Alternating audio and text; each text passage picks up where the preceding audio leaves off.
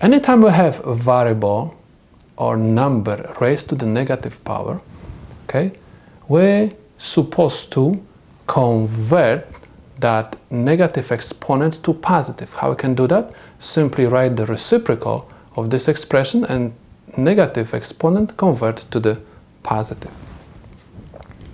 Let's take a look at this example. I have 4 to negative 2.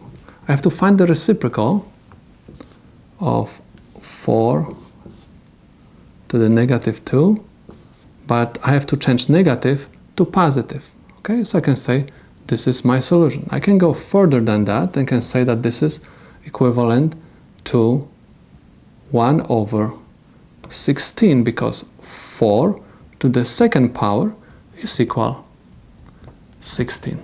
My answer is 1 over 16. Now let's take a look at this example. Again, I have to write 1 over x. Negative exponent becomes positive anytime this expression ends up in the denominator. It's going to be 7. So this is my solution to this problem, according, of course, to the rule. Now let's take a look at this example. Okay, this is my base. So my base has to be moved to the denominator because I want to convert my negative exponent to positive.